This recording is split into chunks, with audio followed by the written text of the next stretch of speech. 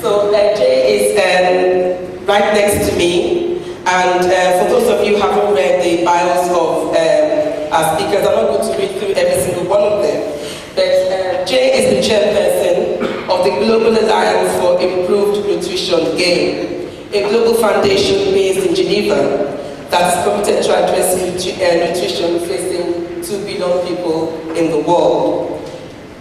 As part of the many things that's done in the past, and you might be pleased to know that Jay was the founding General Secretary of COSATU, the Congress of South African Trade Unions, for many years. He served as Minister of Reconstruction and Development under President Mandela, and also served as Minister of Communications. At some point, he was also chair of the Development Bank of South Africa, and many other things. So you are welcome, Jay. It's good to see you. Thank you. And if I ask ourselves today, what is the vision that we have coming out of this meeting? Is it an impossible dream? Is it about social justice? Is it about putting agency into the hands of ordinary people like Rasa Machel said? Not that we are the leaders, but we are the servants of the people who are the leaders. That is the vision I would like to see. And in everything that I do today, I see that the only agency that can change the situation of ordinary people on the ground are people themselves. To have the confidence, to have the tools, to have the support, to be able to determine what happens in their lives. 60% of the remaining arable land in Africa is in Africa. We are seeing land grabs. What are we doing to support the fact that that land should be addressing our needs of food security before the needs of food security elsewhere in the world? Governance is the core issue for us in Africa, in fact in the rest of the world, including the developed world. And if we do not put governance, which is not about some extraordinary other features of how government operates, it's about how we operate as societies. It's about people having access to basic rights, quality education, quality health, water, land, that a government that will serve us, of companies that respect the environmental constraints in which they operate, of respect the lives of the workers who work in their mines and work in their factories and produce the wealth of our country. So ultimately, that is what we need to do. What we need is a new vision of the world we want. Not the world some harm professor wants. Not a world that intellectuals want, not the world that the minority of rich want. What is the world that the vast majority of people want? And then to design the tools that allow our people to build the movements and build the agency that delivers to them that democracy, that world that they want. The example of South Africa and how we defeated apartheid is a model. Arab Spring is a model. It's about putting power back into the hands of ordinary people. That is our role.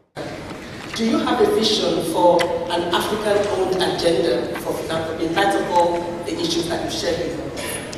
An African-owned agenda for philanthropy? And any one of you can start. But I think the important thing is to define, I think Rasa Machel asked us an important question. Is philanthropy just about giving money? And, and I think that's a question we have to answer. Because in my mind, that's a very small part of giving. So let us define what giving is. When we were young, much young, I have my son here is 19 years old. When I was his age, for me, the idea of even thinking about where money could come from before I did something was impossible. Because we had no one there. There were no sort of donors waiting at the doorstep saying, bring me your business plan. We didn't have a business plan. All we had was a vision of freedom, of social justice. And so, if I look at it today and I say, what is giving? The most important part of giving is giving your soul to what you believe in, which is about social solidarity.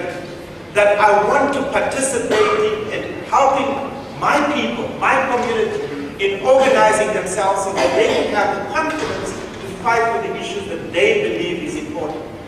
Yet we have so put on a pedestal this notion of money being the most important contribution. So what is giving? What is the intellectual capital? What is the capital of the heart? What is your network capital? What is the business capital? We've got to open this conversation about what is philanthropy and what is our role. Then get a bit more humble in what we think our role is, because our role is actually quite small. The main role is for what people will break down the obstacles that stand in their path. Now, what is my vision? Of course I have a vision for Africa. It's a vision that goes back to our founding fathers who fought the anti-colonial struggle. A pan-African vision of self-sufficiency, of peace, of democracy, in which the rights of people are respected. What holds us back? Why are we so poor when we are walking on the wealth of the world that fuels the global economy? It comes back to governance. It comes back to the role we play as leaders. And if we can strengthen the ability of communities from a local level to a continental level that have agency, that have the support, that have the material support, the political support, the tools that they can find for their human rights, which they are entitled to. That's our single most important contribution to our African agenda for development. To ask the Mo Ibrahim Foundation now and the Tony Element Foundation. So you cannot choose to be either J or the Mo Ibrahim Foundation, or you can choose to be Wiba or Tony. How come it is at this point in time in our history when we are on the verge of trying to move this agenda to the next level? Now more than ever, we have so many of you guys in the room with your checkbooks, with your voices, with your solidarity. How come you are not willing to put those things on the table for us to address the core issues that Jay was talking about earlier? Social justice issues, governance issues, leadership issues, the very hard issues, not the photogenic issues that make it look good for you in terms of your businesses or your philanthropic goals. How come you're not prepared to do that?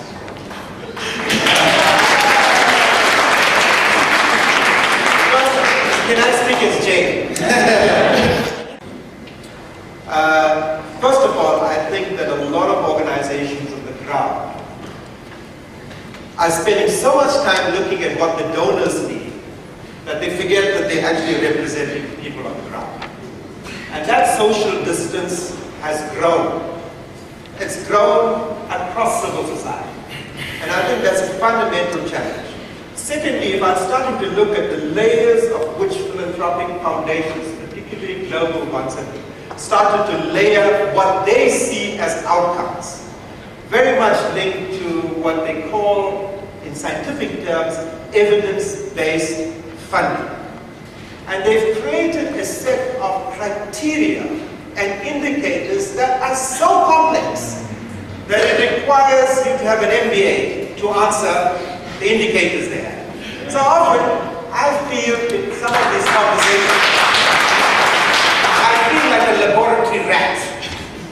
And I feel that these very clever people are around me, and they say, we need a new software to make it even more difficult for these natives in Africa and Asia to meet our requirements. I am not arguing against the need for us to focus on outcomes.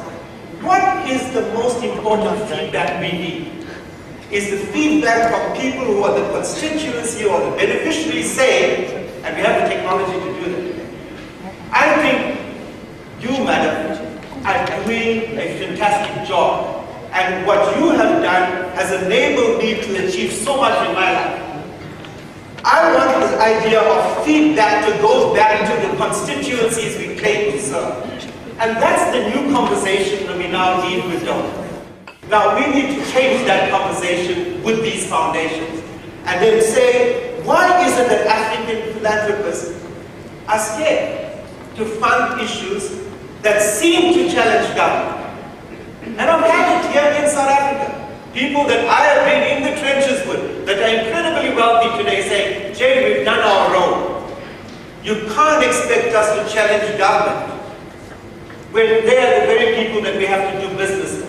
So at what point do we get ourselves as philanthropists that have something to give, saying, we are prepared to speak truth to power. Thank you very much for that. That was brilliant from Jay. I still need to hear from the World Ibrahim Foundation. Considering the fact that you spent the past couple of years scratching the bottom of the barrel to find a winner for the African Leadership Prize, shouldn't something have told you by now that you need to be looking elsewhere to address these issues?